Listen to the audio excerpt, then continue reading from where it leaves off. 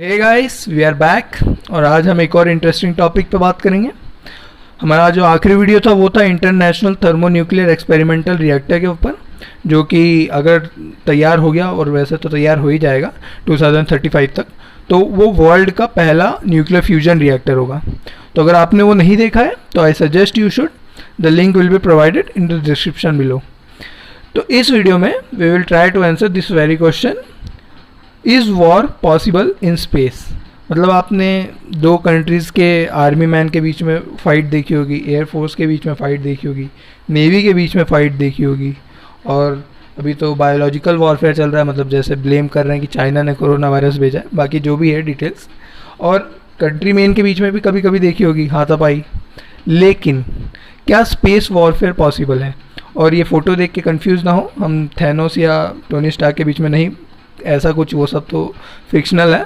तो हम कुछ रियल लाइफ सिनेरियो देखेंगे कि मान लीजिए अगर आप किसी कंट्री के साथ वॉर में हैं, तो क्या वो कंट्री, मान लीजिए आप सोचिए कि अगर वो कोई सेटेलाइट अपना डिस्ट्रॉय कर दे, मान लीजिए जितने भी हमारे कम्युनिकेशन सेटेलाइट है सबको डिस्ट्रॉय कर दे वो, कुछ भी न्यूक्लियर वेपन लॉन्च करके, तो फिर तो हमारे पास कोई चांसेस ही नहीं रहेंगे जीतने के उनके साथ वॉर में। तो क्या ये पॉसिबल है? इस पर्टिकुलर क्वेश्चन का हम आंसर करेंगे इस वीडियो में। तो चलिए थोड़ा एक ब्रीफ हिस्ट्री में देख लेते हैं थोड़ा सा। तो जब कोल्ड वॉर चालू हुई यूएस और रशिया के बीच में, तो उसमें बहुत सी रेसेस लगी उनके बीच में, जैसे बहुत से सेक्टर्स में लगी। आप आर्म्स की बात कर लीजिए, आप इकोनॉमी की बात कर लीजिए, लेकिन एक जो सबसे ज़्यादा इम्पॉर्टेंट साबित हुई वो थी स्पेस एक्सप्लोरेशन की। मतलब स्पेस को एक्सप्लोर करने में दोनों लोग लग गए।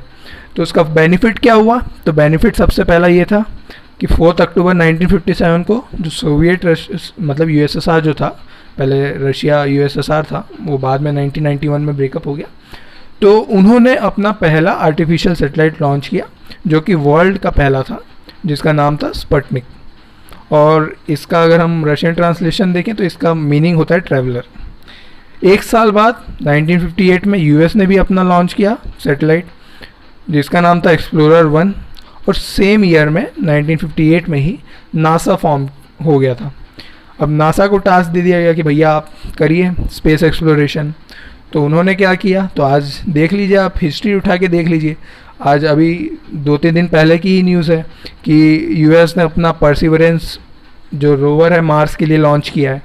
अभी तो बहुत सारे मार्स एक्सप्लोरेशन पे मिशन गए, लेकिन यूएस के 4 रोवर, शायद 4 मिशन हो चुके हैं मार्स को लेके। तो वो सब की बात हम नहीं करेंगे, चलिए अभी आगे देखते हैं। तो जैसा कि हम कह रहे थे कि क्या होगा if we launch attack in space. मान लीजिए हम किसी कंट्री के साथ वॉर में हैं और हम उनकी सैटेलाइट्स को डिस्ट्रॉय कर दें, तो उससे बढ़िया क्या होगा? फिर तो हम ऐसे ही जीत गए, फिर तो हम कहाँ से हमला करेंगे वो कुछ भी पता नहीं कर पाएंगे। तो क्या ये पॉसिबल है? तो देखिए, पॉसिबिलिटी का तो ये है कि करने वाला तो कुछ भी कर देगा। मतलब आप बाद में भले उसके खिलाफ कुछ एक्शन ले ले, लेकिन करने वाला तो कुछ भी कर देगा ना। लेकिन एक जो ट्रीटी हम इस वीडियो में बात करेंगे जो कि इन चीज़ों को रोकती है, तो वो है आउटर स्पेस ट्रीटी। ये प्रिवेंट करती है कंट्रीज़ को ऐसा कुछ करने से कि मान लीजिए कल को कोई कंट्री लॉन्च कर दे स्पेस में कि ले भैया न्यूक्लियर वेपन मून पे डाल रहे हैं, हम सैटेलाइट्स तोड़ रहे हैं। नहीं, ऐसा कुछ नहीं है। ये ट्रीटी उन सब चीज़ों को रोकती है।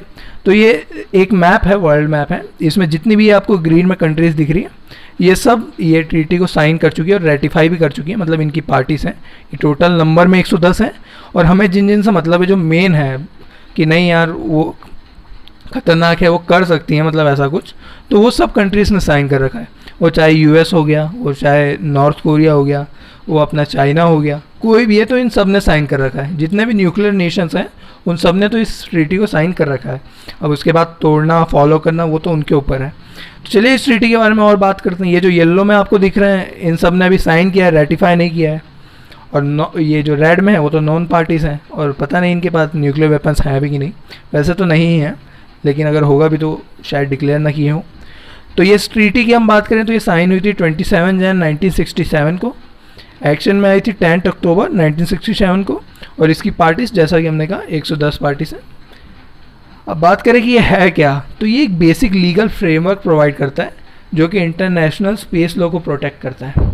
अगर स्पेस लॉ की बात करें कि ये क्या है, तो ये एक बॉडी है, body of law governing space related activities. अब बात करें कि ये स्पेस रिलेटेड एक्टिविटीज़ कौन कौन सी हैं, तो पहला हो गया स्पेस एक्सप्लोरेशन, आज हम कर रहे हैं। यूएई ने अभी अपना होप मिशन लॉन्च किया मार्स पे, चाइना ने तियानवेन-1 किया है और नासा ने जैसा कि हमने कहा परसिवरेंस लॉन्च किया है। तो आप स्पेस एक्सप्लोरेशन करें, वो सब अलाउ है। लाइबिलिटी फॉर डैमेज, अगर आप कुछ डैमेज करते हैं तो उसकी आपको लाइबिलिटी देनी पड़ेगी। वेपन यूज़, उसके ऊपर कंट्रोल करता है ये। एथिक्स पे ध्यान देता है, और भी बहुत कुछ है जो कि आप पढ़ सकते हैं चाहे तो। अगर की पॉइंट्स की बात करें जो इस ट्रीटी के की टेकअवेज हैं, तो पहला चीज़ तो ये कि ये प्रोहिबिट करती है किसी भी कंट्री को from placing a nuclear weapon in space, मतलब आप कोई न्यूक्लियर वेपन स्पेस में नहीं रख सकते। दूसरी बात, मून और जितने भी सेलेस्टियल ऑब्जेक्ट्स हैं स्पेस में, उन सबको सिर्फ आप पीसफुल पर्पस के लिए यूज़ कर सकते हैं। आप एक्सप्लोरेशन के लिए कीजिए, खुली छूट है, तबाही नहीं मचाना है। तीसरी चीज़, no nation can claim sovereignty over any celestial body और स्पेस पार्ट। अब जैसा कि आप अभी न्यूज़ में सुन ही रहे होंगे कि चाइना का कोई काम नहीं रह गया तो वो कहीं भी क्लेम कर देता है किसी भी चीज़ को, किसी भी पार्ट को, और फिर कहता है कि नहीं भैया इसके साथ हमारा डिस्प्यूट है इस चीज़ को लेके। तो क्या पता कल वो कहता है कि नहीं भैया मून हमारा है, तो फिर आप क्या करेंगे? तो नहीं, ये ट्रीटी उस चीज़ से उसको रोकती है करने से ऐसा।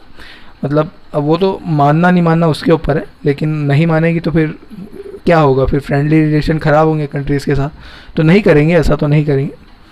लेकिन अभी कुछ दिन पहले अगर आपने न्यूज़ सुनी होगी कि यूएस ने जो है वो उनकी एक स्पेस फोर्स जो है उसका लोगो जो है अनवेल किया था।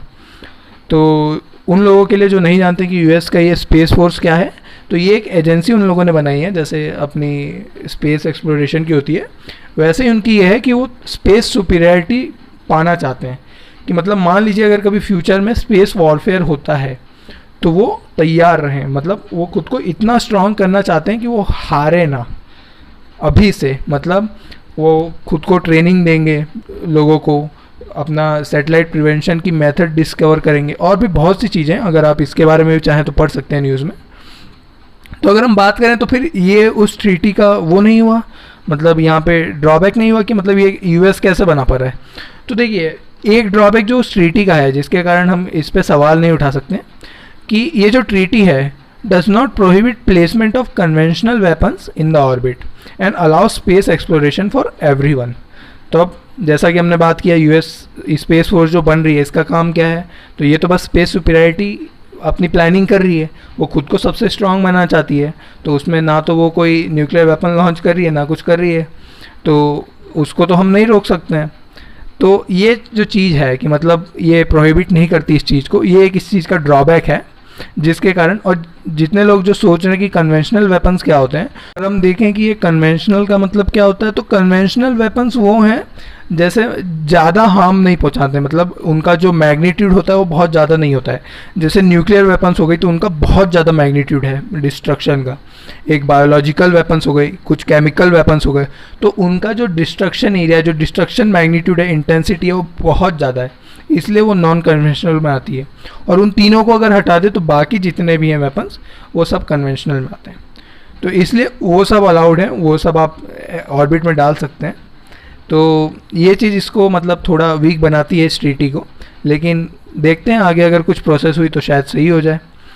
इतना ही है इस वीडियो में। अगर आप इसके बारे में और जानना चाहते हैं तो आप हमें कमेंट सेक्शन में बता सकते हैं।